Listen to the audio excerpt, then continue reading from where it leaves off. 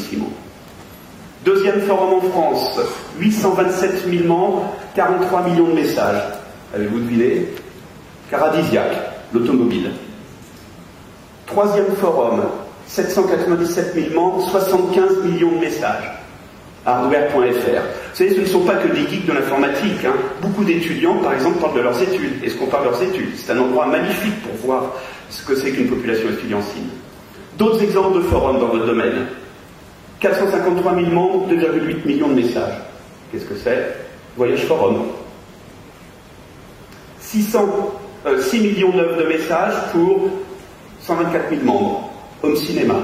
Vous voyez, rien qu'un domaine pointu comme l'home cinéma, eh bien c'est toute une communauté qui bruisse. 108 000 membres qui ont généré 3,2 millions de messages. Cyberbricoleur.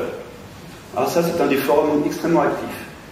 Et puis mon chouchou, 4,5 millions de messages, 90 000 membres. Qu'est-ce que peut être que ce forum-là, qui génère autant de bruit? Le forum des enseignants du primaire.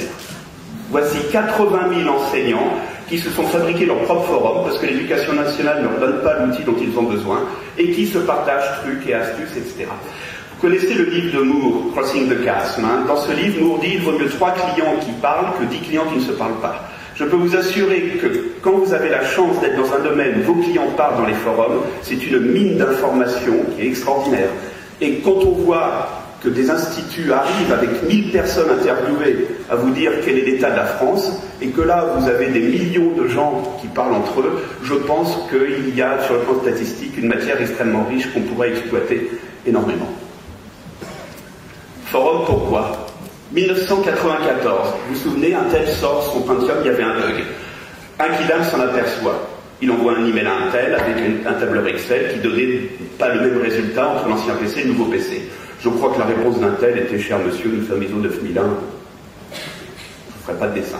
Donc le Quidam publie sa feuille sur des forums. Bien évidemment, le lendemain, 1000, 10 000, 100 000 qui disent « Je reproduis l'expérience, je pense comme toi, et un tel est obligé de plier. » Pourquoi c'est fondamental? Il y a 3 manières, 3 niveaux de la connaissance. La connaissance individuelle, je sais. Un individu savait qu'il y avait un problème. La connaissance collective, tout le monde sait. Oui, mais un tel, c'est pas ça, son problème. Un tel, c'est qu'il avait 10 000 clients qui savaient que les autres 10 000 clients savaient qu'il y avait un problème. Et c'est la puissance de la presse, des médias, le fameux 4e pouvoir, de passer la connaissance individuelle à la connaissance collective. Oui, mais Internet vous permet de passer la connaissance collective à la connaissance globale. Et ça, les médias, à part le courrier des lecteurs, n'arrivent pas à faire ça. D'ailleurs, ce qui est intéressant, c'est qu'en 1984, Libération a fait une enquête, parce qu'ils avaient des problèmes. Quelle était la raison numéro 1 d'achat du journal Libération? Le courrier des lecteurs. Alors évidemment, ça leur a foutu un coup au moral, ils se sont dit, mais donc notre contenu ne sert à rien. Mais non, celui qui va écrire dans le courrier des lecteurs n'aurait jamais écrit dans le courrier de Libé, n'aurait jamais écrit dans celui du Figaro. C'est-à-dire que le contenu, votre contenu à vous, doit servir de chapeau communautaire pour faire en sorte que vos clients partent ensemble. Et surtout, faites-les parler le plus possible, ils seront ravis et vous apprendrez plein de choses. Alors, c'est devenu les réseaux sociaux que beaucoup de gens, justement, puisque beaucoup de gens confondent encore Internet et la télévision, voient comme un annuaire de personnes. Non, c'est un annuaire de liens, les réseaux sociaux. La preuve, c'est que si moi je quitte Facebook, c'est pas moi, mais c'est les 200 liens que j'ai avec mes 200 amis qui quittent Facebook. Et la grande différence de Facebook par rapport aux autres, c'est la sémantique de ces liens. Quand vous êtes sur LinkedIn, la sémantique est limitée à on se connaît parce qu'on était à l'école ensemble, parce qu'on travaille dans la même boîte, parce que bon, il y a 6 raisons différentes, dont une des 6 si on se connaît même pas d'ailleurs, toujours amusant. Tandis que Facebook a ce coup de génie de vous dire moi je vous offre la sémantique de mes liens, vous pouvez venir et faire ce que vous voulez dessus. Mais vous savez, il n'y a pas que Facebook, hein, il y a plein de réseaux sociaux qui sont tous plus intéressants les uns que les autres. Imagination sans limite, je vous présente Woopets, en France, le premier réseau social d'animaux de compagnie. Hein, vous voyez, je suis un lapin bélier, alors voici mes photos, et puis je suis copain avec Cupidon, avec Zyrtec, avec Ernest, etc. Aux États-Unis, c'est plus explicite, ça s'appelle Date My Pet. Hein, bon, en fait, on sait très bien que c'est pas pour dater les animaux, hein, c'est pour dater les propriétaires des animaux, mais bon, c'est l'être humain une imagination infinie quand il s'agit de créer du lien social. Et puis, on a à peine fait les réseaux sociaux, on les comprend à peine qu'arrivent les mondes virtuels. Alors moi, je vais vous dire pourquoi je crois au monde virtuel.